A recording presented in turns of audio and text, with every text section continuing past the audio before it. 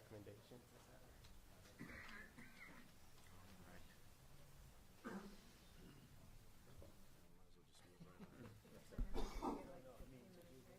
So what we committed to at the end of each of the panels was to have the Keystone Science panelist give preliminary recommendations to be heard through the audience and for the Pebble consultants to be aware of. Since much of this was all just worked out today, these are probably going to be a summary of what we've heard a bit, but there'll be more to come, and a report will come out through Keystone in the coming months, we hope. So, Tom Myers, you want to start with what your summary is? Recommendations, you mean? Summary of your recommendations. Preliminary recommendations. Okay. Well, I think my biggest concern will deal with the hydrogeology of the deep bedrock. I mean, from the discussion earlier, that's I'm sure that's what one would expect, and I think we need to improve the characterization of that deep bedrock. And as has been pointed out, fracture zones can exist just a few meters away from your well, and you don't really know what's there, and there's really no great way to get all the information that you need, at least from drilling. So and we need to know what the connections are between shallow bedrock and deep bedrock, between overburden and shallow bedrock and deep bedrock. And so I will recommend that they, and one of the geologists talked to me over lunch and said that some of what I'm about to say is already going on. What is very much needed will be some long-term pump tests, and I don't mean the 72 hours that we oftentimes think of as a pump test, but month, 2 months, 3 months of pumping at a time to figure out just how far, which fractures are being affected. This would involve drilling perhaps more than one, but some deep pumping wells in the area of the deposit, 3,000 feet deep perhaps, have them screened so that they are so that they cover the different open zones or the different more permeable zones. What I'm saying is not a 1,500 foot long screen so that you don't know where you're drawing water from, but have it so that you can pump specifically from the higher permeability zones, and then use all of the existing wells and perhaps install some additional wells around the edge of the deposit, also with multi-port capability. Maybe we don't need 50 ports, but they need to be able to sample or to monitor the movement of water, the pressure levels, on a relatively constant basis during that pump test. Oftentimes during a pump test, also you should be able to sample water from. You need to take water quality samples as that pumping occurs, both possibly from the monitoring wells and from the pumped well. That gives you an indication of just where the water is being drawn from. And I think that's critical to know, just to characterize this bedrock, because ultimately, constructing a pit like this is the largest pump test you'll ever create. You'll stress the aquifer in a way it's never been stressed before. So in a way that you can't stress it with a regular pump test. But you got to get as close as you can if you're going to have any way of estimating what's going to happen with the drawdown near the pit. If you're going to have any way of estimating what's going to happen to these streams, and I think there could be connections through fractures to up to 5-10 miles away too. But that would remain to be seen. So when you're doing a pump test like this, we're not just monitoring some of the deep wells. It's like every well that can be monitored should be monitored, and seeps should be looked at, and springs should be watched during the time period, and not just when it's being pumped, but while it's recovering as well. Especially the pumped well, the recovery in that. So that's, I think that will be, perhaps spoken more eloquently, would be ultimately be my biggest recommendation for this, for the overall thing.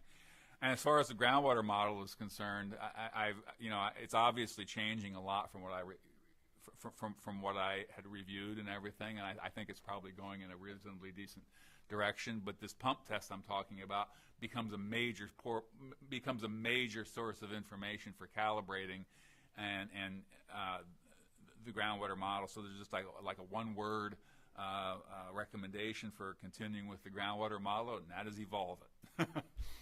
So. Thanks, Tom.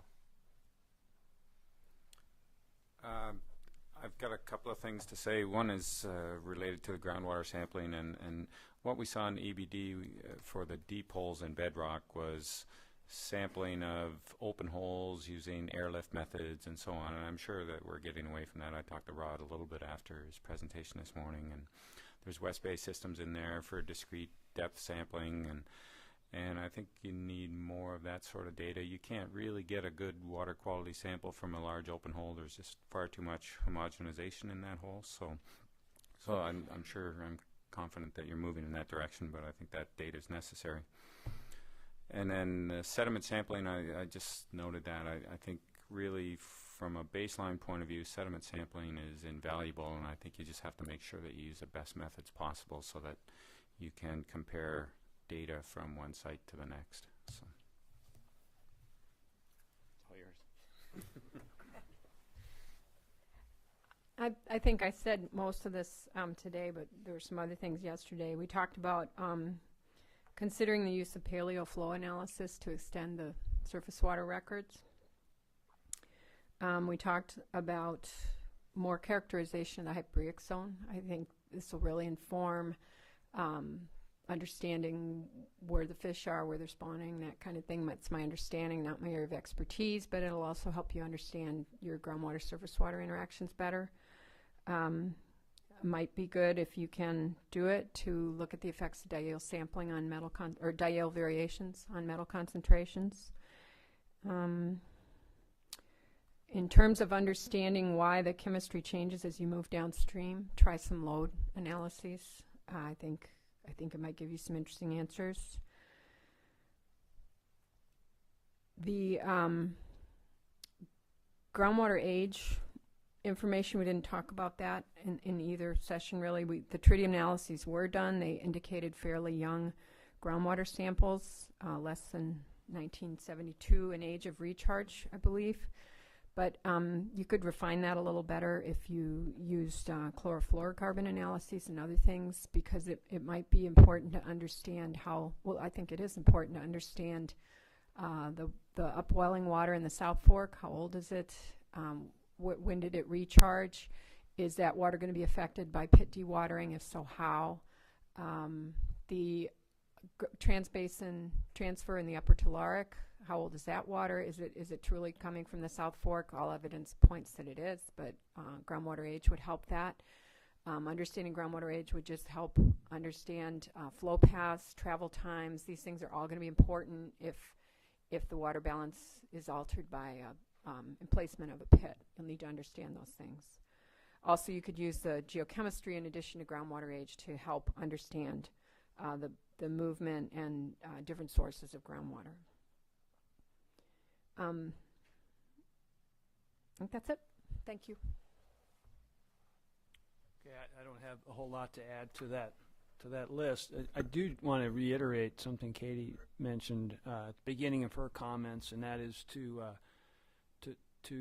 improve the analysis of larger return period floods in the study area, because we all know that the record length is relatively short, so trying to extrapolate from that is problematic. So there probably is, just looking at the superficial geologic map, evidence for larger flows in the study area, and some of that could be incorporated into an analysis of what some of the largest evident floods may have been in the area.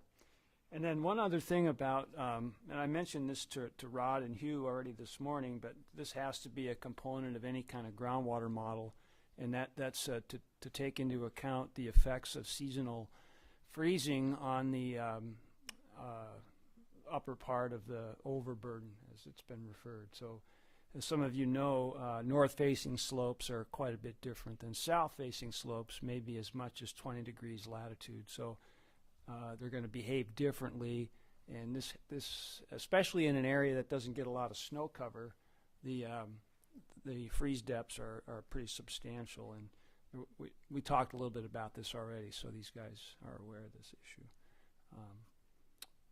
And I have some other minor comments that hopefully we'll get into the report, and I'll just leave it at that for now.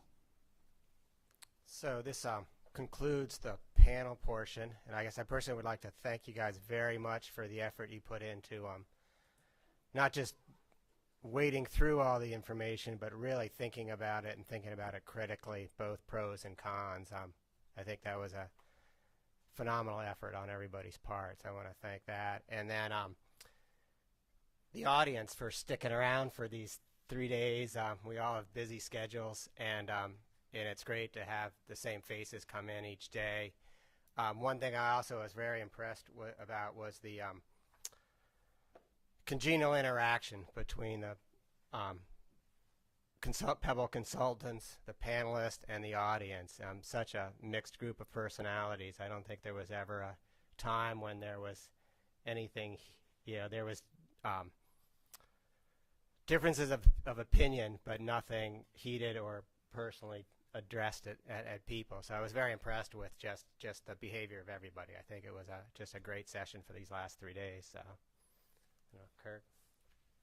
Well, I can't add much to that. I think Phil pretty much said it all, but I'll just feel exactly the same way. I think everyone did a really good job. The panelists were terrific. The audience was involved, and we got a lot of good discussion here.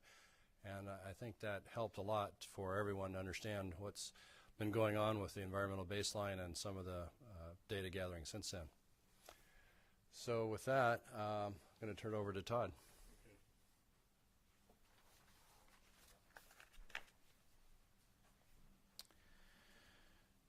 So I will repeat what they just said. But also thank Kirk and Philip for helping put all this together and moderate that. So I just want to thank you all again. And